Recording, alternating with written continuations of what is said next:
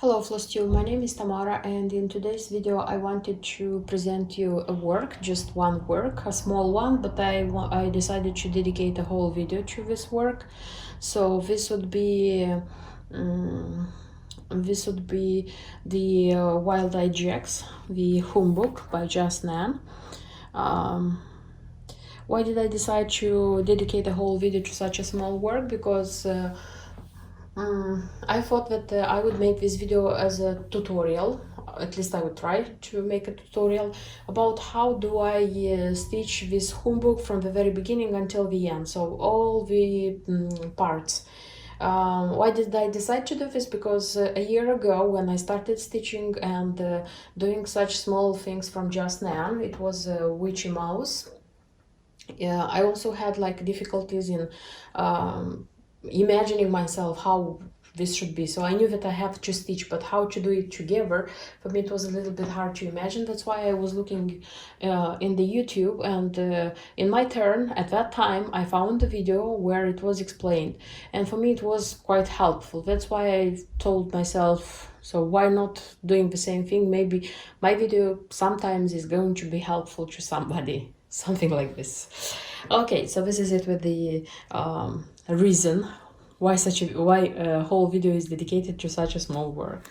I don't know, it says it's going to be the preview, at least it says it's going to be easy work. So these are the embellishments which are present here. So it's the eyes of the jacks, a piece of ribbon, and this is the hanger which is to be used.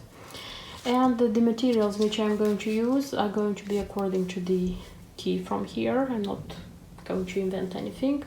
So the linen which is recommended, it's Zweigart, and it's stone grey, that is second count Belfast, and this is one. So I have such a piece. And the threads to be used here are DMC threads. You can see here are DMC threads, and here are the colors of the DMC. Not too many, I would say, because you know, Just Nan can use for such a small thing even 20 threads, 20 shades of threads. So this one is not too many. It's like 3 shades of orange, 4 shades of green, and there is a purple one, very nice purple by the way, and there is like snow white and 2 shades of gray. I hope it's going to be an easy work to make. I will have fun for sure, because I just love and enjoy Just Nan works, and meanwhile I'm going to show you what it happens. Probably this video is going to be more useful for those who haven't ever stitched Just Nan designs, because those who already stitched, you know how it works. What you have to pay attention for, so first of all you'll get all the materials, and then you'll have the instructions here. So here are all the DMC shades, but there are the symbols, and sometimes it's written none. You don't have a symbol for a certain thread.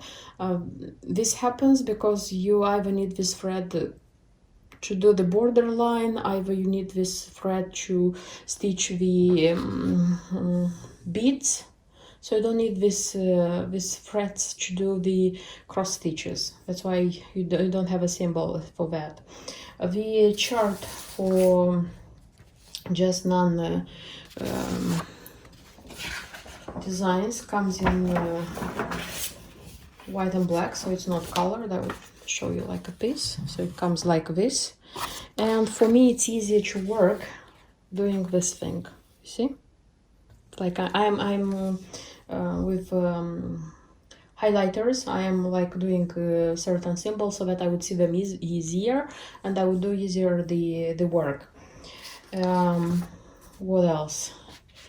So when starting, I said that you look at the material list, you look at the symbols, and usually everything is explained here. And they start with what a humbug is, and they say that it's a hard candy-shaped pyramid, and the instructions. So they tell us that we have to do everything over 2 threads in 2 strands, which it's clear. And the back stitch, because in the chart the back stitch is drawn with a black line, but it's you see it's written that back stitch should be in one strand, and it says the wild eye radiating lines you do with 310, the hair you do with 937. So you have to look here carefully which color of thread you would use for which back stitch, something like this. And also you have to do a border back stitch in 2 strands over 2 threads. And here already it's the embellishment, but still we have things to do until the embellishments. So I wanted to show you what I have managed to do. I already have stitched the cross stitches and the it's not half stitches, 3/3 of stitch. So there are here, for example, to make this shape, see, like here. So everything is done. I now have to prepare for the back stitch, and also I did here the border line. You can see that the border line is also done. And by the way, I wanted to pay attention, for example, for border line here, the color is this one. It's 648, and this color is not used in the cross stitches. So this color is used only to do the border line and already to put everything together. And this color was chosen to match the Zweigart stone gray linen. So in case you decide to change your fabric, you have to be careful, and you have to change the shade of the thread you are going to stitch and to get the thing together, because if it's going to be totally different, it's going to be very evident. So the thing is that you don't want it to be evident. Okay, so what I'll do next is going to be the back stitch, and I'll show you already the back stitch done and before having the embellishment attached. The back stitch is done. I wanted to show you closer. So it's something like this. It's just 2 colors, it's black and it's green, but you have to do it like very short, like every, how they say, every cross stitch. You don't have to go over 2 cross stitches, 3 cross stitches. This is done because you know you're going to make this thing like this. You're going to have it in your hands, and to be sure that the back stitch doesn't go away from your work. The next step to be done, so if I will look at my list of things to do, it's to put the embellishments. In this case, the embellishments are their eyes, the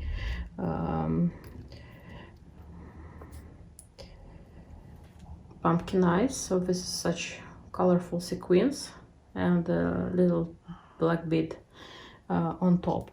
Also, it has such a thing to keep the like this, to hang the, but I'm not sure if I'm going to use it, because I don't know, I don't want so much to use it. Maybe I'm going to use just this piece of ribbon so that I could hang it somewhere. I'll see in a sec when I'm going to make the final steps. The wild eyes are attached, so they look like this.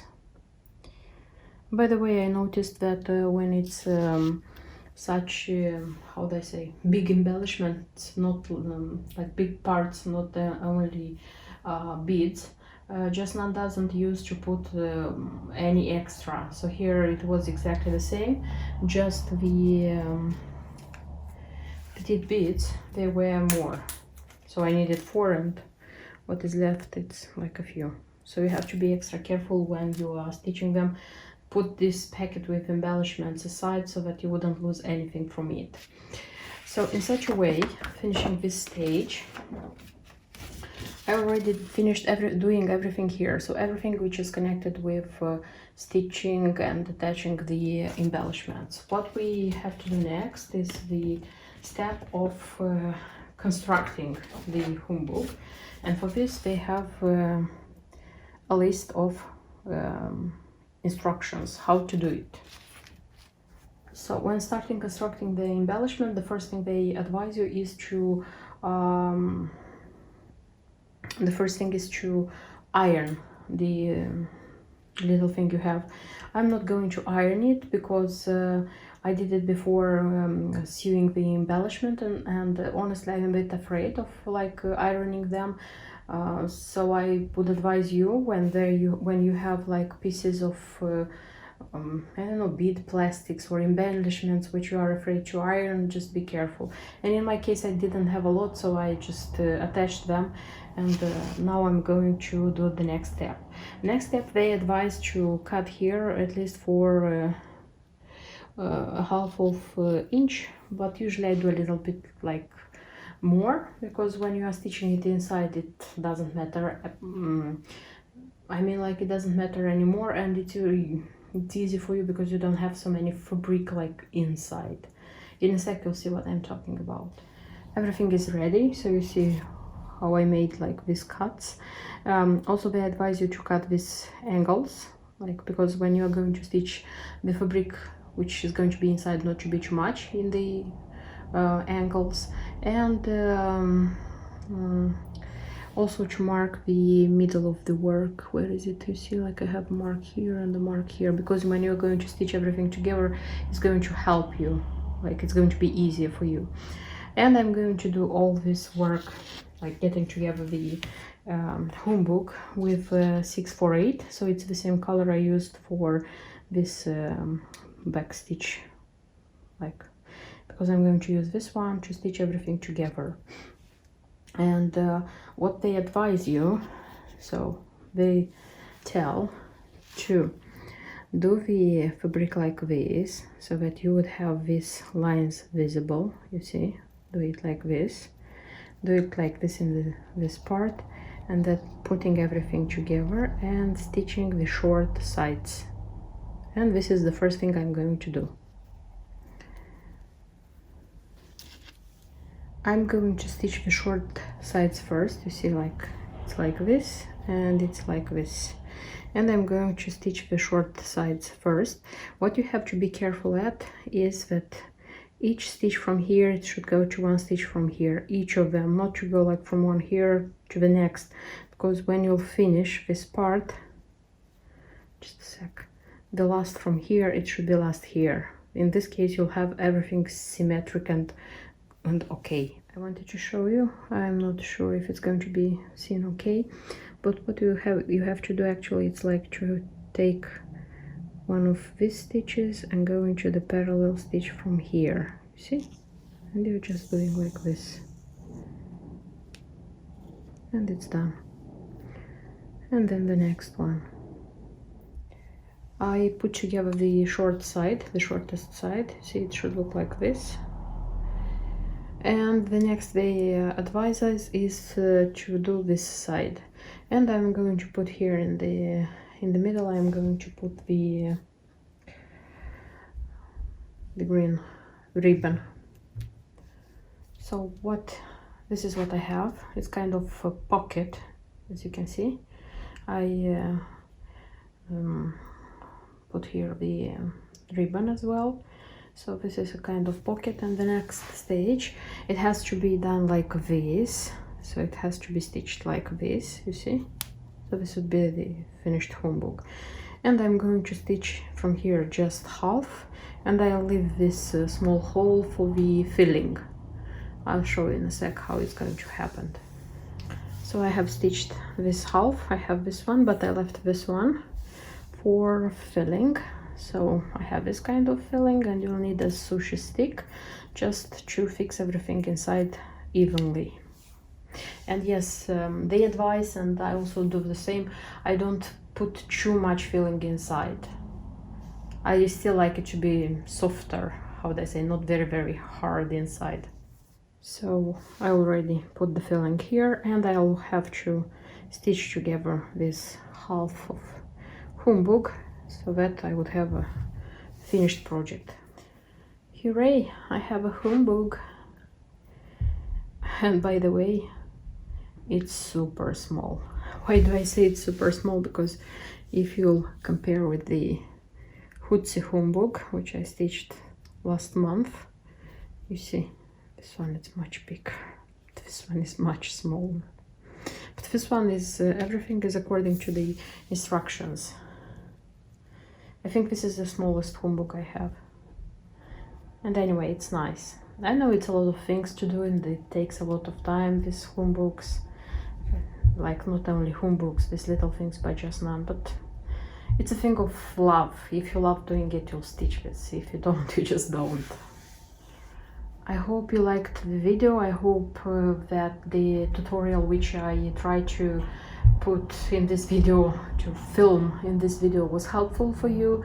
And if you haven't ever stitched, maybe, and you were afraid or didn't want to try because you didn't know how to do it, so now it's moment to try. If you stitched something else and you didn't try, especially let's say humbugs, and you would like to try, so finally I hope this video is going to be helpful for you. Thank you for watching my channel, thank you for watching my videos, thank you for subscribing, and see you in my next videos. Bye bye.